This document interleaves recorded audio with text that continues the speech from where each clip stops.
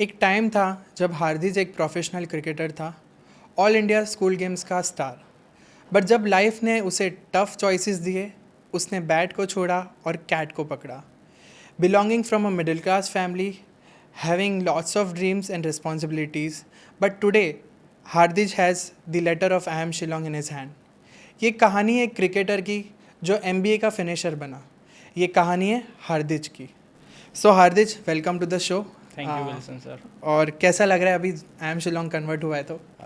लगने में तो कह सकते हैं कि बहुत अच्छा लग रहा है, क्योंकि ड्रीम होता है। मतलब जब कैट देते हो तो शिलोंग है, आई एम अहमदाबाद, ब्लैकीज कह सकते हैं। तो वो ड्रीम है, तो ड्रीम पूरा होने पे जो खुशी होती है सबको ही होती है, तो वो भी मुझे हो रही है। तो खुश हूँ, मम्मी पापा भी खुश है, फ्रेंड्स एंड लव्ड वंस भी खुश है। तो अच्छी खुशी बहुत हो रही है। तो आई एम शिलोंग जाने की तैयारी कैसा चल रहा है, हाँ, उससे प्रिपरेशन? चल रही है अभी तो। मतलब टिकट्स विकेट्स करवा लिए हैं एंड शॉपिंग चल रही है अभी तो अभी थोड़े शॉपिंग में बिज़ी चल रहा हूँ। तो अच्छी खासी तैयारी चल रही है, तो फैमिली को भी ले जा रहा हूँ, तो घूम लेंगे एक आध दो दिन शिलोंग में। अच्छी बात है। आप इतने बिजी हो फिर भी you have given us your precious time. हाँ, मतलब टाइम अहमदाबाद की वजह से तो हूँ मैं यहाँ पे, तो उनको तो टाइम देना ही पड़ेगा। ठीक है। ओके। सो हार्दिक, लाइक थोड़ा सा अगर हम पास में जाए about your early life, so what was your thought process जब आप एक when you were a kid, right, and you come from a middle class family, you have seen a lot of things, so what was your thought process at that time? मतलब जब छोटा था, like 2011 के world cup के बाद, मतलब ऐसा लगा कि हाँ, मुझे क्रिकेट में ही करियर बनाना है। उसके बाद मैंने जॉइन किया प्रोफेशनली खेलना, मतलब कैसे खेलते हैं। जब छोटा था तब तो ऐसे ही देख रहा था कि क्रिकेट को एज अ करियर ही मुझे चूज़ करना है, और उसके आजू बाजू तो कुछ दिख नहीं रहा था। Coming from a middle class family, पापा प्राइवेट जॉब करते थे, तो कह सकते कि उतनी सैलरी भी नहीं थी। पर हाँ, मुझे ऐसा कभी नहीं लगा कि अगर मुझे किसी चीज़ की ज़रूरत है, तो मतलब पापा ने कभी ये नहीं कहा कि नहीं बेटा ये मत लो या ये मत करो। ऑल तो मैंने कभी ऐसी ज़िद भी नहीं की कि कुछ ऐसा वैसा मांग लो जो पापा ना अफोर्ड कर पाए। बट मम्मी पापा ने बहुत मतलब सपोर्ट किया है, कह सकते हैं। Okay, so when did this cricket word came in your life? Like आपने कहा कि आपके जो पेरेंट्स है they did not stop anything, stop you from achieving anything, right?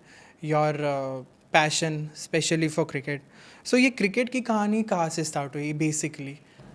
जैसे मैंने कहा कि 2011 का वर्ल्ड कप मैंने देखा, उसके बाद मुझे लगा कि हाँ, वो क्रिकेट के लिए वो प्यार ज़्यादा है मेरे में। तो स्टार्ट किया, तो मैंने मतलब सर्च करना स्टार्ट किया कि ऐसे प्रोफेशनली मैं कहाँ से खेल सकता हूँ, क्योंकि गली क्रिकेट तो सभी खेलते हैं, हर बच्चा गली क्रिकेट खेलता है, पर मुझे खेलना था प्रोफेशनली, क्योंकि करियर मैं ढूंढना चाहता था उसमें। तो जब 8th में था आई थिंक मैं, तो जब समर कैम्प एक था, एकेडमी थी, वहाँ समर कैंप लगते थे, तो मैंने सर्च किया, तो मम्मी पापा को बोला कि मुझे यहाँ जाना है खेलने। तो मम्मी पापा ने भी बोला कि हाँ खेल लो, बच्चा समर कैंप में क्या ही करेगा। तो तब मैंने वो कोचिंग ज्वाइन किया। उसके बाद मुझे पता चला कि अगर तुम्हें प्रोफेशनली आगे खेलना है तो तुम्हें इंटर स्कूल खेलना पड़ेगा, इंटर कॉलेज खेलना पड़ेगा, वही तो बेस है, वहाँ से तुम स्टार्ट कर पाओगे।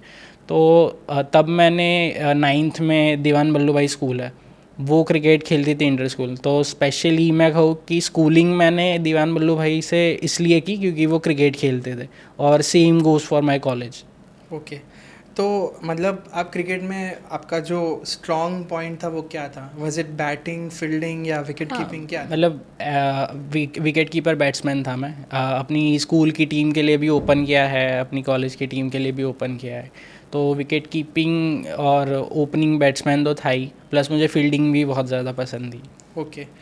तो मतलब कुछ अचीवमेंट्स होंगे जो आप जब आपने क्रिकेट खेला होगा स्कूल लेवल पे, ऐसा कोई एक अचीवमेंट जहाँ पे टर्निंग पॉइंट आपको? स्कूल लेवल में 2018-19 की बात है, मतलब ऑल इंडिया स्कूल गेम्स करके था टूर्नामेंट। तो उसका सिलेक्शन कैंप था राजकोट में, तो मैंने उसका फॉर्म एंड ऑल भरा, और मैं वहाँ गया था राजकोट सिलेक्शन में। तो I think all over Gujarat के कुछ 30+ डिस्ट्रिक्ट में से 200-250 बच्चे आए थे। तो बहुत मतलब देखा मैंने कि स्टेट वाले, सौराष्ट्र स्टेट वाले बच्चे हैं या एनसीए वाले भी देखे हैं मैंने। तो ऐसे प्लेयर्स में मैं सिलेक्शन में गया था और मुझे तब इतना नहीं था कि इतने अच्छे अच्छे प्लेयर्स में मैं सिलेक्ट हो पाऊँगा या नहीं। बट जब कोचेस ने नाम बताया तो उसमें एक नाम मेरा भी था, तो वो थोड़ा टर्निंग पॉइंट था मेरे लिए कह सकता हूँ। और इंटर स्कूल और इंटर कॉलेजेस भी मैं अच्छा खासा खेला हूँ, मेरे नाम भी आए हैं पेपर्स में, तो क्या। Okay, so everything was going good right in your cricket career. Suddenly क्या हुआ? क्योंकि यू मेंशन दैट जब आप आरजे टिब्रेवल से when you completed your BCom right, you shifted in your career for MBA. So क्या टर्निंग पॉइंट रहा है? Like were you pressurise या फिर करियर एस्पेक्ट से आपने ये देखा, क्या था रीज़न? मतलब जैसे मतलब 10वीं के एग्ज़ाम थे, 12वीं के एग्ज़ाम थे, तो मम्मी सब जो पेरेंट्स होते हैं वो बोलते हैं कि ज़्यादा फोकस करना चाहिए। तो मेरे पेरेंट्स ने भी बोला था कि मतलब इस पे क्रिकेट को साइड में रख के फोकस कर, पर तब तो पागल थे क्रिकेट के पीछे। बट जब ग्रेजुएशन ख़त्म हुआ तो मुझे दिखा कि इस लाइन में अगर मुझे और जाना है तो और मुझे ज़्यादा साल मेहनत करनी पड़ेगी। प्लस मुझे उतना ज़्यादा क्या बोलते हैं, ज़्यादा दिख नहीं रहा था कि इसमें मैं कुछ ज़्यादा करियर बना पाऊँगा। तो आई थिंक वो टाइम ऐसा था कि पापा की हेल्प करने, फैमिली की हेल्प करने के लिए भी मुझे कुछ करना ही था, और मैं वो रिग्रेट नहीं चाहता था कि 5 साल बाद मैं देखूँ तो मेरे लिए कोई और करियर पाथ्स ओपन ना हो। तो ग्रेजुएशन के बाद मैंने सोचा कि अब मुझे ये पाथ चेंज कर लेना चाहिए, क्योंकि वही बेनिफिशियल होगा मेरे और मेरी फैमिली के लिए। It's a big thing that you sacrifice your dream, because बहुत सारे जो स्टूडेंट्स होते वो नहीं कर पाते। तो मतलब was it tough emotionally when you shifted? Like मुझे ऐसा फील होता है एज अ बैचलर कि बहुत टफ हुआ होगा। मतलब टफ तो कह सकते हैं कि मतलब पहले जैसे मैंने कहा कि क्रिकेट प्यार था मेरा, तो जब मतलब ऐसे हम प्रोफेशनली खेलते हैं तो अगर बैट को मतलब पैर टच हो जाए तो भी हम ऐसे छू लेते हैं, तो मतलब वो इमोशन तो था ही क्रिकेट के लिए।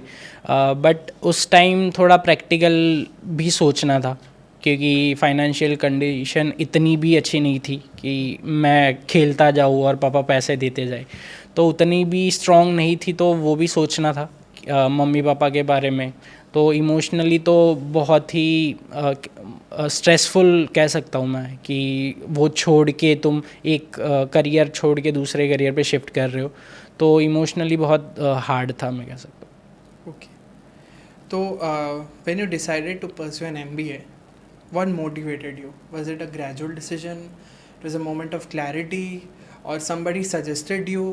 आपने कैसे डिसाइड किया कि आपको एमबीए ही करना है? मतलब बैकग्राउंड मतलब बीकॉम किया है मैंने ग्रेजुएशन में, तो बीकॉम के बाद जनरली एमकॉम और एमबीए तो आ ही जाता है। गुजराती हूँ तो थोड़ा बिजनेस का रहता ही है, तो मतलब छोटा था तब से क्रिकेट तो था ही, बट थोड़ा एक कोने में थोड़ा होता है कि हाँ बिजनेस करना है, जैसे सब बिजनेसमैन को देखता है। तो ज़्यादा? हाँ थोड़ा थोड़ा कह सकते हैं, थोड़ा ज़्यादा, तो वो तो था ही पहले से। तो ग्रेजुएशन के बाद मैंने सोचा कि एमबीए इज़ द थिंग कि मुझे एक फाइनेंशियल स्टेबिलिटी दे सकता है और अच्छा करियर भी दे सकता है। तो उसके बाद मैंने कैट के बारे में पता लगाया कि ये होता है, एज ए एग्ज़ाम होती है, और then you can get into IIMs. तो किसी ने सजेस्ट तो नहीं किया था, बट मैंने खुद से ही देखा था कि हाँ ये करियर मेरे लिए बन सकता है।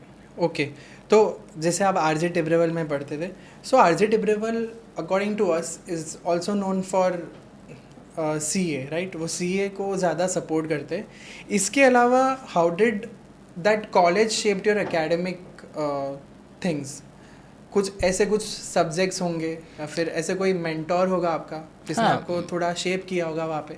मतलब जैसे सब्जेक्ट थे जो अकाउंट्स है, इकोनॉमिक्स है, तो वो सब के लेक्चर्स में बैठता था, तो वो थोड़ा मुझे मोटिवेट करता था। मार्केटिंग है तो उसने भी मुझे मोटिवेट किया है कि हाँ ये फील्ड में कर सकते हैं कुछ हम। तो वो सब जो सब्जेक्ट्स है उसने थोड़ा बहुत एमबीए के टुवर्ड्स मुझे ज़्यादा मोटिवेट किया है। और आपने मार्केटिंग में तो इंटर्नशिप भी की है. हाँ, मैंने डिस्कस इट साथ में ही किया आई थिंक हाँ. हमने. Okay. So how did you come to know about time?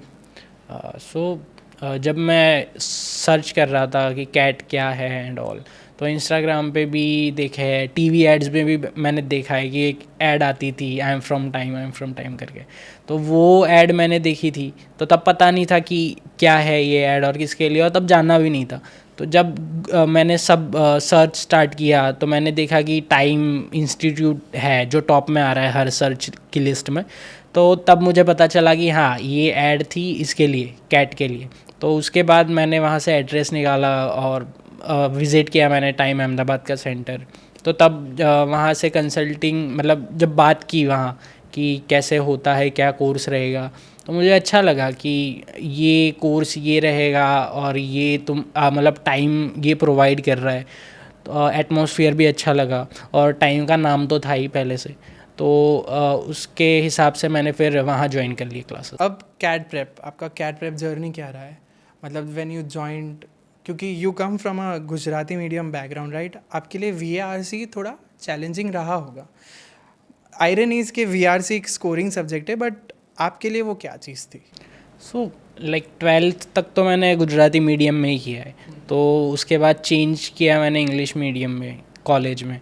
तो VRC तो ऑब्वियसली टफ़ रहेगा ही, बट जो टाइम के जो फैकल्टीज़ है जैसे अदिति मैम है, तो उन्होंने हेल्प की बहुत कि VRC में पैसेजेस पढ़ो, ए ऑन एसेज है, या फिर न्यूज़पेपर पढ़ो तुम. तो ये या फिर एक टाइम के मटेरियल में क्यू कार्ड आता है, तो वो तुम पढ़ते हो तो तुम्हारी वोकैब बहुत अच्छी होती है. तो वो सब ने वोकैब में VRC में बहुत हेल्प की है. और जो फैकल्टी है कॉन्ट्स में भी बहुत हेल्प की है, आनंद सर है. तो ये हेल्प मुझे आई थिंक उसी हेल्प की वजह से मैं यहाँ हूँ. और आपने कहा कि VRC जो है कि आपका स्कोर ऊपर ले जा सकता है या फिर नीचे ले जा सकता है, ऐसा है. तो आई थिंक मेरे ये जो कैट में स्कोर आया है तो VRC के बदौलत मुझे लगता है कि स्कोर थोड़ा ऊपर ज़्यादा गया है. ओके. आप कोई बुक्स पढ़ते थे?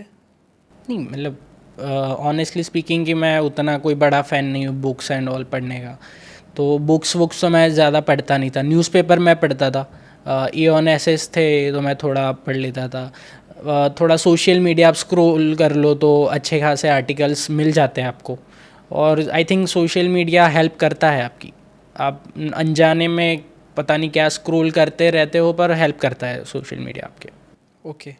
And what about DILR? आपने how did you deal with DILR?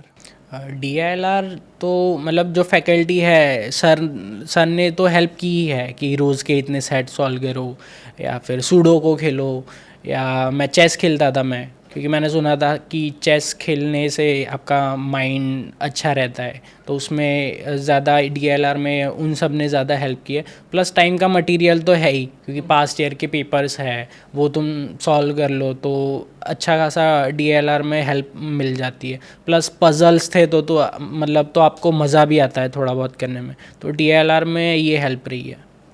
हाँ, बट हरदीज आपने प्रिपरेशन बहुत अच्छे से की थी जब आपने फर्स्ट अटैम्प्ट दिया था. Yeah.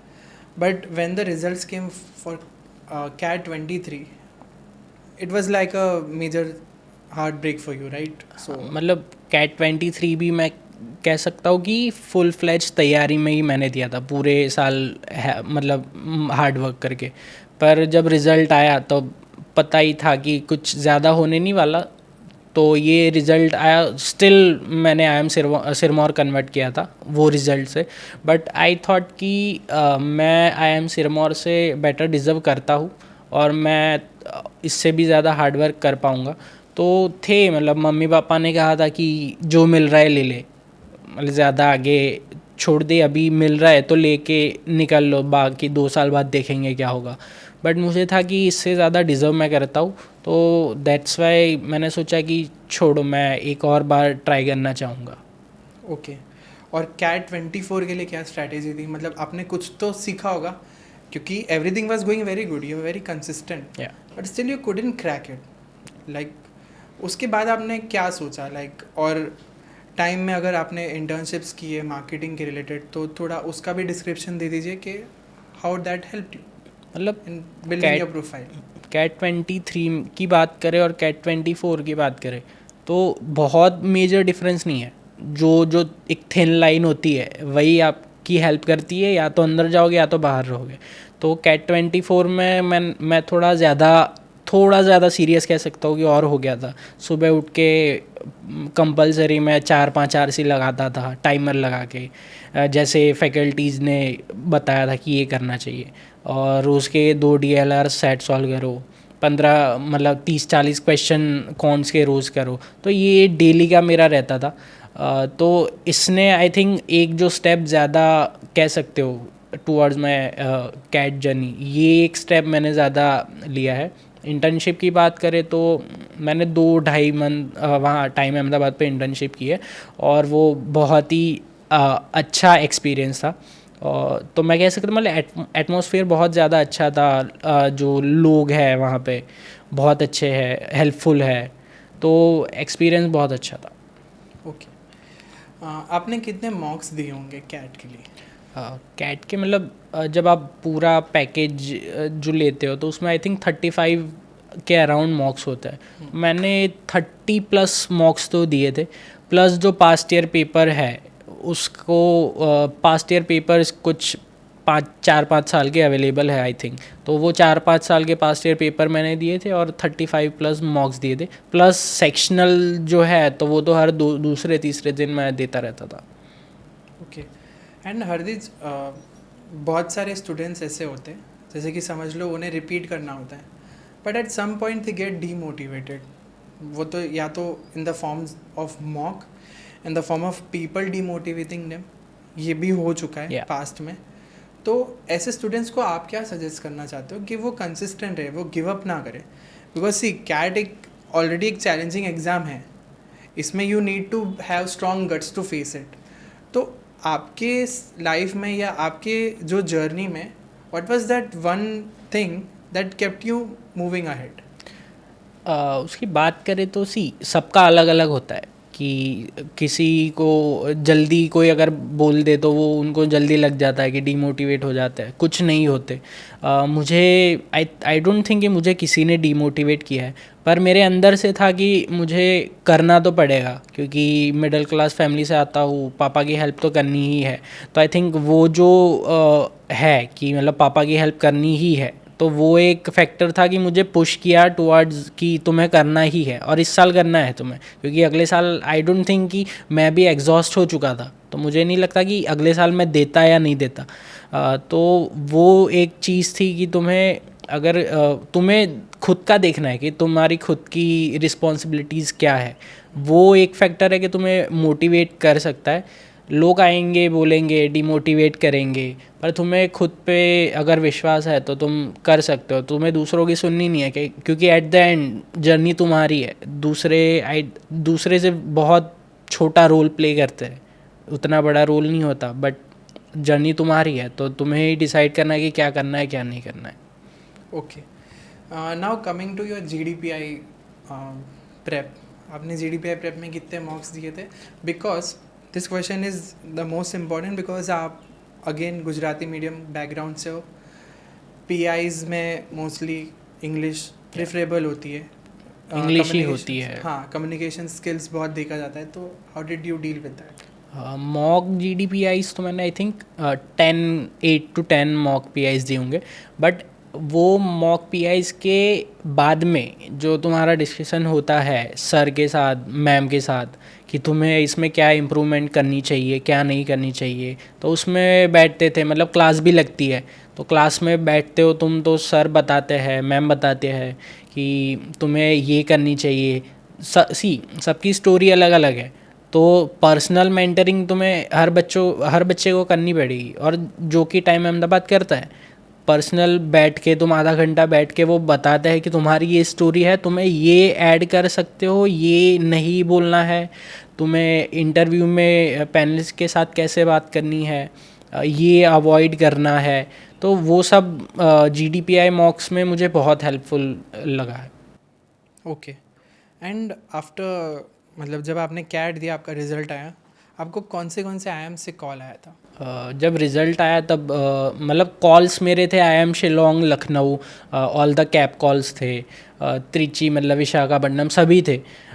जो कन्वर्ट आया तो सबसे पहला मतलब सबसे लास्ट इंटरव्यू मेरा शिलोंग का था और फर्स्ट कन्वर्ट शिलोंग का आया था। उसके बाद लखनऊ मेरा वेट लिस्ट था। बाकी सिरमौर कन्वर्ट था मेरा, बोधगया कन्वर्ट था, रांची कन्वर्ट था और अमृतसर भी कन्वर्ट था। सबसे पहला इंटरव्यू कहाँ पे था और कैसा रहा एक्सपीरियंस आपका? सबसे पहला इंटरव्यू आई थिंक फेब्रुआरी में था, रोहतक का था इंटरव्यू। तो रोहतक गया था मैं इंटरव्यू, तो इतना मतलब अच्छा नहीं गया था। उन्होंने कुछ क्वेश्चन पूछे थे, थोड़े एकेडमिक के रिलेटेड क्वेश्चन पूछे थे। तो एज आई सेड कि 22 में ग्रेजुएशन हुआ है तो उतना ज़्यादा एकेडमिक में याद नहीं था। तो तब शुरू में पहला इंटरव्यू था मेरा, तो उतना खास नहीं गया था, ठीक ठाक गया था। तो और उससे ज़्यादा मुझे उम्मीद भी उतनी नहीं थी इंटरव्यू के अंदर रूम के बाहर आने के बाद। तो वो इतना अच्छा नहीं गया था पहला इंटरव्यू। तो आई एम रोहतक ऐसे हार्ट ब्रेक तो नहीं लगा ना, because see you know the percentage ratio? हाँ, मतलब वो लास्ट ईयर का अगर हम देखें तो आई डोंट नो, बहुत कम ही मेल्स कह सके मेल्स होंगे जो IIM रोहतक में गए, तो उतना नहीं था। बस मैंने सोचा कि दे देता हूँ इन केस अगर हो जाए तो मतलब उतनी ज़्यादा उम्मीद तो नहीं थी रोहतक से, बट स्टिल दे दिया था मैंने। ओके। और आई एम शिलोंग के इंटरव्यू में क्या हुआ, मतलब जस्ट खुल के बताना। IIM शिलोंग का इंटरव्यू दिल्ली में था मेरा। तो उसमें आई थिंक 8 पैनल थे और हर एक पैनल में 7 बंदे थे। तो और मेरा नंबर था 8वीं पैनल में 7वां नंबर, तो मतलब सबसे लास्ट मैं था मेरी पैनल में। तो 2-2.5 घंटे बैठा था बाहर और उसके बाद लास्ट जो कैंडिडेट था वो मैं था। तो अंदर गया तो 2 पैनलिस्ट बैठे थे, दोनों मेल थे। तो एक जो पैनलिस्ट थे वही बात कर रहे थे और दूसरे जो थे वो बात नहीं कर रहे थे कुछ, वो सिर्फ बैठे थे और ऐसे नीचे बैठ के सिर्फ ऊपर करके मुझे देख रहे थे। एंड वो रूम में जो माहौल होता है तो ज़्यादा आपको पता ही होगा, वो बहुत कह सकते हो हॉरिबल था। कि मतलब दिमाग में आ रहा है कि ये बोल रहे हैं, ये कुछ बोल क्यों नहीं रहे, वो सब वही पूछ रहे थे। तो उन्होंने मुझे इंट्रोडक्शन पूछा, दैन एक एक्सटेम्पोर राउंड होता है, तो उन्होंने टॉपिक दिया था मुझे एक्सटेम्पोर का। तो कंफर्टेबल था मैं टॉपिक में, तो 2-2.5 मिनट मैंने उस पर बात की।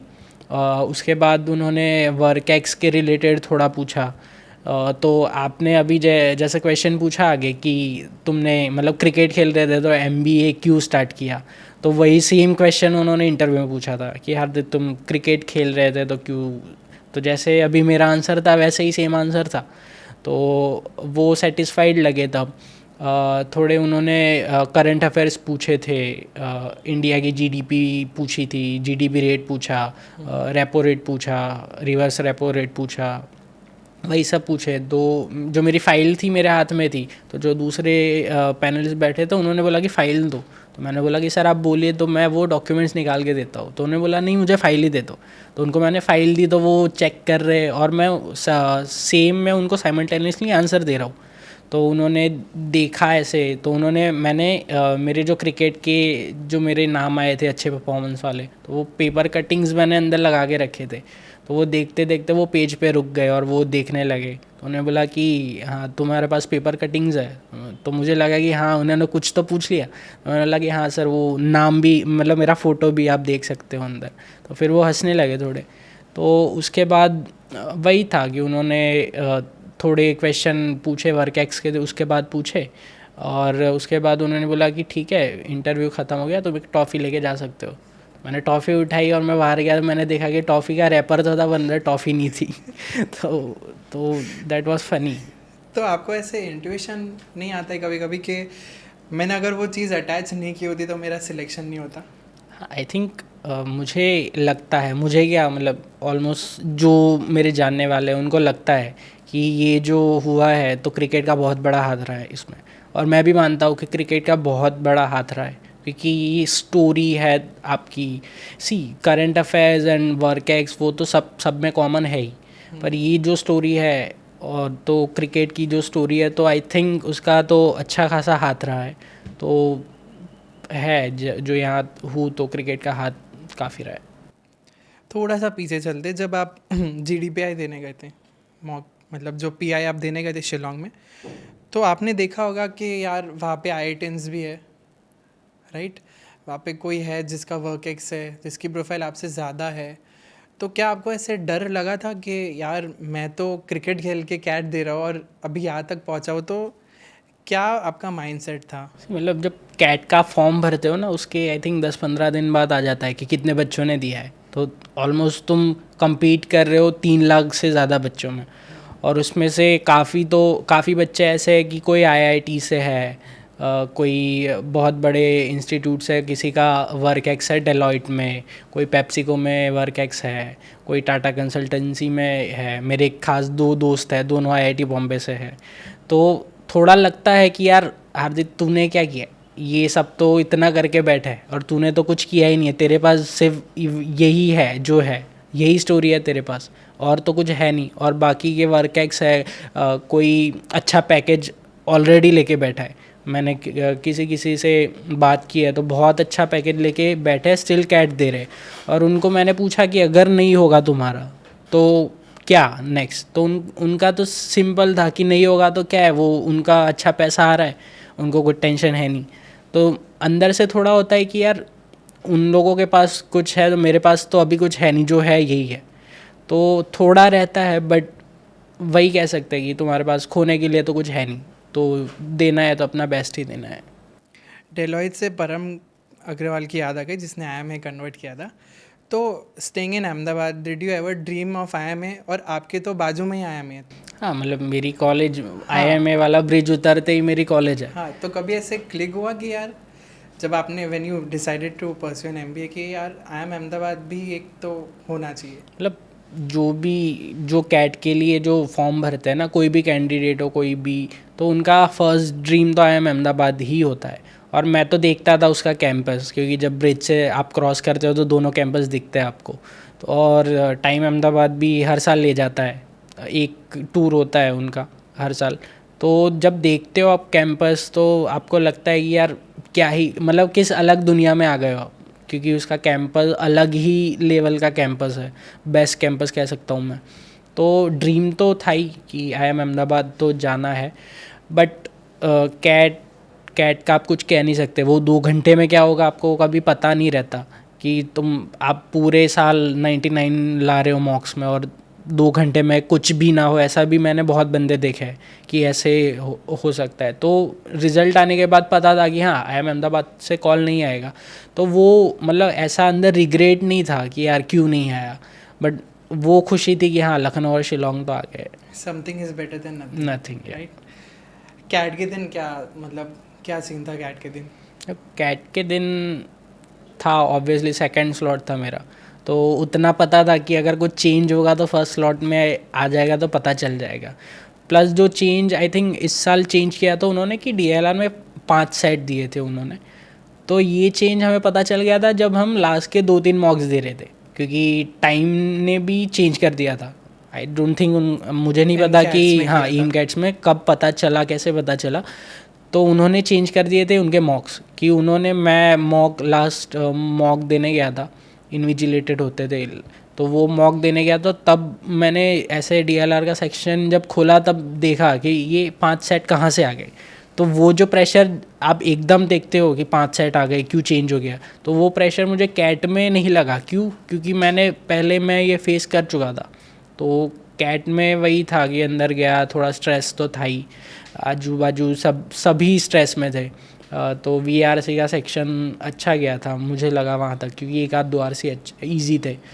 DLR में मुझे हुआ था, क्योंकि आई थिंक 10 मिनट तक तो मुझे कुछ क्लिक नहीं हो रहा था कि क्या करूँ, और मेरे दिमाग में ही आ रहा था कि अगले साल फिर से देना ही पड़ेगा। बट 10-12 मिनट के बाद थोड़ा आने लगा, देन एक सेट किया और दूसरे सेट पे गया, डेट सेट। तो मतलब अच्छा गया था कैट, ठीक ठाक कह सकता हूँ मैं। यहाँ पे हूँ तो कह सकता हूँ कि हाँ अच्छा गया था। फिजिकल MCAT में तो आई वाज द इन्विजिलेटेड, तो I saw your reaction, right? So अभी जब आपने IIM शिलोंग का इंटरव्यू दे दिया, जब फाइनल लेटर आया आपके पास, what was the reaction like? Final I think सुबह 7 बजे के आसपास आया था। मैं सो रहा था तो फ़ोन में नोटिफिकेशन की रिंग जो थी टोन वो बजी, तो मैंने देखा तो सतीश सर का मैसेज था ग्रुप में कि आई एम शिलोंग आउट। तो मैंने देखा कि ओपन करके देख तो लेते हैं, क्योंकि इतना मुझे था नहीं कि हाँ भाई कन्वर्ट कर ही लूँगा, इतना कॉन्फिडेंस तो नहीं था ऑब्वियसली। तो मैंने देखा, ओपन किया, रजिस्ट्रेशन नंबर डाला और फिर जब ओके किया तो नीचे आ गया कि congratulation you have been selected for 25-27। तो एट दैट टाइम एकदम नम हो गया था, मतलब एक्सपेक्टेड नहीं था, और चीज़ कोई होती है तो आप नम हो ही जाते हो। तो देन मैं उठा और दौड़ के मम्मी पापा के पास गया, देन आई हग देम। तो मम्मी पापा भी बहुत खुश थे, क्योंकि अब पता था कि अगर आप आई एम शिलोंग जा रहे हो तो आपका फ्यूचर स्टेबल है। तो खुशी तो बहुत थी। तो इंटरव्यू के टाइम में तो आपका जो न्यूज़पेपर का कट ऑफ है वो आपने अटैच किया। जब आपने आई एम शिलोंग कन्वर्ट किया and when Ahmedabad mirror published your story, तब की फीलिंग क्या थी आपकी? सो अहमदाबाद मिरर की स्टोरी जब पब्लिश हुई तो मतलब सब जगह से कॉल्स आने लगे, पापा को भी कॉल्स आने लगे, कोई गांव से कॉल कर रहा है या कोई दूसरी सिटी से कॉल कर रहा है कि आपका बेटा है क्या, मतलब कि एक आई थिंक आई रिमेंबर कि हमारी सोसाइटी में एक रहते हैं, उनको उनके कोई रिलेटिव ने कॉल किया था कि आपकी सोसाइटी में ये लड़का रहता है और उसका ये हुआ तो क्या है। तो उन्होंने पापा को कॉल किया था। तो हर जगह से कॉल आ रहे थे, लोग मतलब जो रिलेटिव्स है वो सब बहुत खुश थे कि हाँ किया है, अच्छा किया है कुछ। तो खुशी तो बहुत थी तब। From state level cricket to IIM Shillong, if you could talk to your 17-year-old self, what would you say? सी जब 17 साल का था तब तो एक ही ड्रीम था कि क्रिकेट क्रिकेट एंड क्रिकेट, दूसरा कुछ बात तो मेरे दिमाग में भी नहीं था। और अगर आप तब 17 साल के हार्दिक को पूछते कि क्रिकेट छोड़ना है तो नहीं, छोड़ नहीं पाता, वो ज़िद्दी था, क्योंकि तब इतना मैच्योर नहीं था ऑब्वियसली। तो तब तो नहीं छोड़ पाता, क्योंकि तब इतना दिमाग भी नहीं था कि यार मम्मी पापा की हेल्प करनी है, अब अपने में ही था कि हाँ क्रिकेट तो खेलना ही है। तो तब तो पता नहीं क्या होता, पर अभी जो हूँ वो हूँ मैं। ओके, आपकी प्रोफाइल बिल्डिंग में आपको किस मेंटोर ने हेल्प की, कैसे हेल्प की? क्योंकि वो जो क्रिकेट वाला जो आपका करियर था, from a cricket career to pursuing an MBA, PI में वो जस्टिफाई करना भी थोड़ा चैलेंजिंग रहा है, and profile building plays a major role very for major. Selection. So तो जैसे सतीश सर तो है ही, उन्होंने तो बहुत हेल्प की है। आपने भी अच्छी खासी हेल्प की है, जैसे लिंक्डइन प्रोफाइल में भी है। आई थिंक वो जो लिंक्डइन का पोस्ट था उसके बाद थोड़ा स्पार्क ज़्यादा मिला मेरी स्टोरी को, तो आपने हेल्प की, सतीश सर है। तो profile building plays a major role कि अगर आप IIMs में जा रहे हो, आपके CV बिल्डिंग है, तो CV आपको अच्छा बनाना पड़ेगा पहले से, क्योंकि वहाँ जाके तो लोग मतलब सीनियर्स पीछे पड़ जाएंगे आपके कि ये बनाओ, ये CV में ये क्यों है। तो यहाँ से जो आप बेसिक जो अच्छा फॉर्मेट पहले से ही बना के जा रहे हो, तो वहाँ जाके आपको तकलीफ़ कम होगी। तो बहुत हेल्प किया टाइम अहमदाबाद में। एक्चुअली ये लाइमलाइट जो है, ये लाइमलाइट आपको काम आएगा हाँ, फ्यूचर में, बहुत काम आएगा जब आप प्लेसमेंट्स के लिए जाओगे स्पेसिफिकली। अगर हम इसे कंक्लूड करते हैं, what would you suggest students जो एक तो गुजराती मीडियम से पढ़ रहे हैं अभी, BCom या BBA या कोई भी बैचलर्स की डिग्री, क्या उनके लिए कैट क्रैक करना क्या अचीवेबल है? सेकेंडली, अगर कोई आपकी तरह स्पोर्ट्स खेल रहा है और सडनली उसे क्लिक हुआ कि यार MBA करना है, आप ऐसे स्टूडेंट्स को क्या सजेस्ट करोगे? मतलब आपको खुद को पता होना चाहिए कि अगर आपने किसी चीज़ को पकड़ा है तो कब छोड़ना है। तो वो आपको खुद को पता होना चाहिए कि जैसे मेरा पैशन था, बट मुझे पता चल गया कि मुझे आगे नहीं दिख रहा, तो उसमें कोई हेजिटेशन नहीं होनी चाहिए कि यार मैं इतने साल से ये कर रहा हूँ और मुझे मैं ये क्यों छोड़ूं। ऐसा अंदर से नहीं होना चाहिए, क्योंकि आपको ये एज में आगे प्रैक्टिकल सोचना ही पड़ेगा। तो उसमें कोई हेजिटेशन नहीं है कि कोई दूसरा करियर पाथ चूज़ करना है। जो स्पोर्ट्स खेलते हैं और उनको भी चेंज करना है करियर पाथ, तो ये कैसे कहूँगा कि स्पोर्ट्स ना आपको आज नहीं तो कल हेल्प करने ही वाला है। जब मैंने छोड़ा था तो मुझे पता नहीं था कि क्रिकेट मुझे यहाँ हेल्प करेगा इतनी। तो वो आज नहीं तो कल आपने कुछ अच्छा किया तो हेल्प तो करने ही वाला है। तो प्लस जो गुजराती वर्नाक्युलर बैकग्राउंड से है उनको कहूँगा कि उतना कुछ बहुत ज़्यादा फ़र्क नहीं पड़ता अगर आप ठीक ठाक इंग्लिश बोल लेते हो या पढ़ लिख लेते हो, तो उतना ज़्यादा नहीं पड़ता। थोड़ी प्रैक्टिस करोगे तो हो जाएगा। इट्स मतलब इतना भी टफ नहीं है जितना लोग बोलते हैं कि नहीं ही कर पाओगे। तो आप में अगर पैशन है उसके टुवर्ड्स तो कर सकते हो आप। Anyways, it's a very proud moment for the whole team, especially personally for me, क्योंकि आपने मेरे अंडर इंटर्नशिप की है Yeah. एंड वी मतलब हमने बहुत कुछ सीखा है। मज़े भी बहुत किए। हाँ, मस्ती मजाक भी बहुत की Yeah. है। एंड जब एक स्टेज आता है कि वही स्टूडेंट कोई अच्छा कॉलेज कन्वर्ट कर रहा है, जैसे कि शिलोंग है, वो ब्लैक आइज में आता है, it's almost Almost, equivalent to black eye, right? So we feel very proud. Personally मुझे भी बहुत अच्छा लग रहा है इस अचीवमेंट के लिए, and this will motivate many students at our centres obviously. So Hardis, thank you so much Thank you for so this time you have given us, and Thank you. we are very proud of you. Best wishes for the future, thank you so much. and in case आपको कहीं पे भी ज़रूरत हो, we are with you. At least अब तो लगता है कि आपको ज़रूरत नहीं होगी, बट नहीं स्टिल नहीं, मतलब टाइम ने इतनी हेल्प किया है तो टाइम के लिए तो टाइम निकालना ही पड़ेगा। Okay. Time Ahmedabad will be always there. Okay. Okay. So guys, this is all for today, and thank you so much for watching the whole podcast. If you have any questions related to MBA or CAT, you can drop it. Simply drop in our comment section. Right. So this is for today. See you in the next video. Bye bye.